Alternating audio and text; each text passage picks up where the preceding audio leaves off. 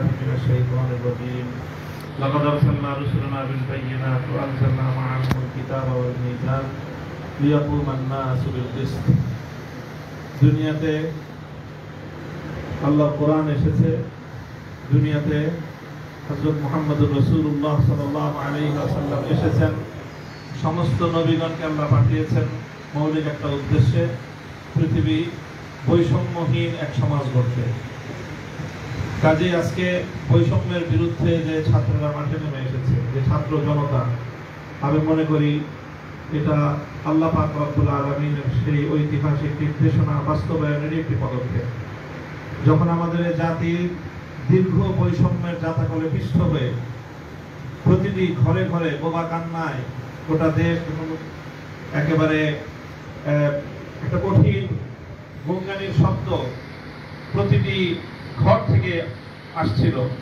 সেই সময়ে যখন কেউ কথা বলার সাহস পাচ্ছিল না সেই সময়ে চিরতরুণ ছাত্র জনতা তারা জেগে উঠেছে বৈষম্যের বিরুদ্ধে তাদের এই জাগরণ আজকে গোটা বাংলাদেশের প্রতিটি মানুষের হৃদয়কে আন্দোলিত করেছে প্রতিটি অভিভাবক নেমে এসেছে মায়েরা আজকে তার সন্তানদেরকে বুক চাপড়ে সাহস যোগাচ্ছে সত্যের জন্য বৈষম্যের বিরুদ্ধে আন্দোলন এবং সংগ্রামে অকাতরে প্রাণ বিলিয়ে দেওয়ার জন্য এই সময়ে শহীদি কাফেলা হেফাজতে ইসলাম বাংলাদেশ আজকে ঐতিহাসিক দায়িত্ব পালন করার জন্য আজকে মাঠে নামতে বাধ্য হয়েছে আমি মাঠ বলবো আমাদের দায়িত্বশীলরা বলেছেন দোয়ার মাধ্যমে আমাদের সূচনা এরপরে দোয়া হবে আর নতুন সূচনার জন্য এদেশে নতুন এক সূর্যোদয় হবে স্পষ্ট ঘোষণা করতে চাই আর যদি একটা গুলি চলে হেফাজতে ইসলাম বাংলাদেশ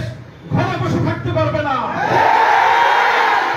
আমার সন্তানের লাশ নিয়ে আমরা কবরস্থানের দিকে যাব না পরবর্তী সন্তানের লাশ কাঁধে আমির হেফাজত ইনশাআল্লাহ রাজপথে যখন নামবেন টেকনাফ থেকে তেতুলিয়া পর্যন্ত পথ ভাঙা সেই গণজোয়ার রুখে দেওয়ার সাধ্য কারো হবে না ইনশাআল্লাহ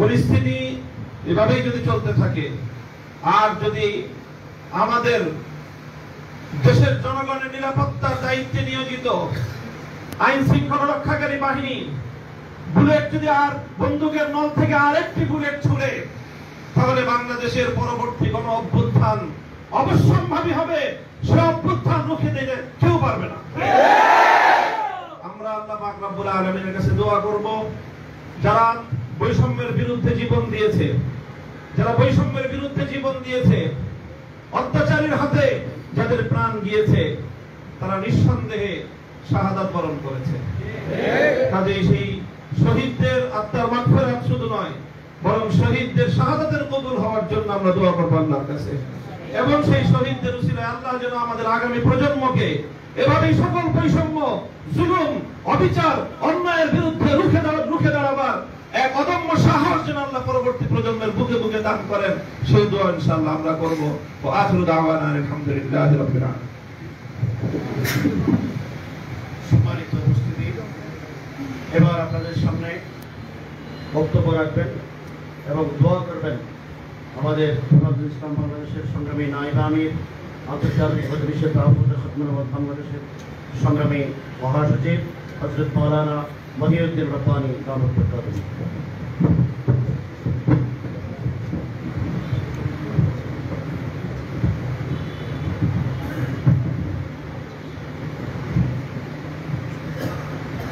বিসমিল্লাহির রহমানির রহিম আদ-দুআ ওয়াল ইবাদা হাদিসের মধ্যে আছে দোয়া ইবাদত আপনারা শুনেছেন জাতীয় পত্রিকায় এসছে আমাদের হেফাজতে ইসলামের যে মহতারাম দেশব্যাপী আজকে দোয়া এবং কুনুতের নাযিলার কর্মসূচি ঘোষণা করেছে তারই অংশ হিসাবে কেন্দ্রীয়ভাবে আমাদের কেন্দ্রীয় কার্যালয়ে ঢাকার খিলগাঁও মাদ্রাসা তো এই কেন্দ্রীয় ভাবে আমরা আজকে এখানে জুলুমের বিরুদ্ধে, বৈষম্য মানে জুলুম, এবং মাসটা মহরম, এবং এই মাসেই মুসলমানদের বিজয় হয়েছে। তাইলে মুসলমানদের বিজয় হযরত মুসা আলাইহিস সালামের বিজয় হয়েছে এই মাসে। এটা মুহররমের 26 তারিখ আজকে, এখনো মুহররম আছে। এই মাসে মুসা আলাইহিস সালামকে আল্লাহ ফেরাউনের জুলুম থেকে নাজাত দিয়েছে। রাসূলুল্লাহ সাল্লাল্লাহু আলাইহি সাল্লাম এই জন্য এই মুহররম মাসে 10 মুহররম রোজা রাখার প্রথম ওয়াজিব করেছিলেন, পরে মুস্তাহাব, এখন মুস্তাহাব রোজা রাখা। এই মাসে মুহররম মাসে ইনশাআল্লাহ জালেমের জুলুম থেকে এই জাতি মুক্ত হবে ইনশাআল্লাহ। ইনশাআল্লাহ আমরা জুলুমের অবসান পর্যন্ত আমরা যে বের হয়েছি, ইনশাআল্লাহ আমরা ঘরে ফিরব না ইনশাআল্লাহ। আমরা আশা করি আমাদের নেতৃবৃন্দ আমাদেরকে এই ব্যাপারে আমাদেরকে সুচিন্তিত মতামতের মাধ্যমে আমাদের কর্মসূচি দিবেন, সেই কর্মসূচি প্রত্যাশা করে। এবং আজকে আমরা দোয়া করছি যারা এই বড় দুর্যোগপূর্ণ মুহূর্তে যারা জুলুমের শিকার হয়ে, মজলুম হয়ে শহীদ হয়েছেন, তাদেরকে আল্লাহ তাআলা যেন, ও আমার ইসমাইল হানিয়া আমাসের নেতা, তার জন্য তিনি শাহাদাত বরণ করেছেন, শুনেছেন।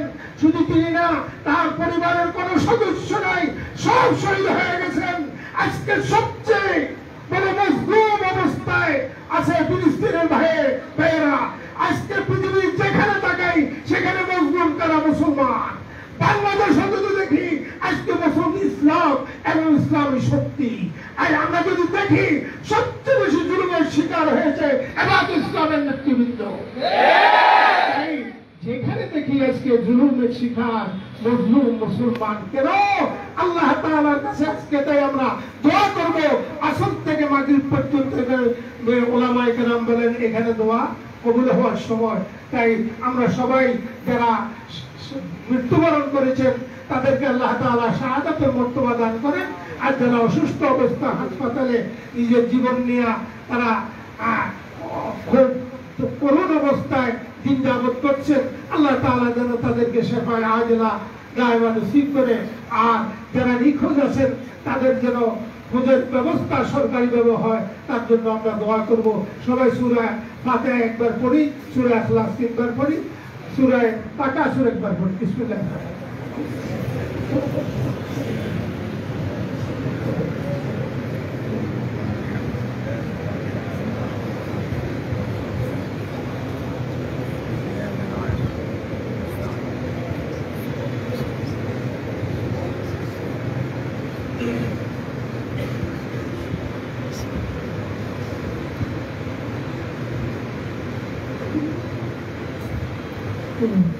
ثم كلا سوف تعلمون علما.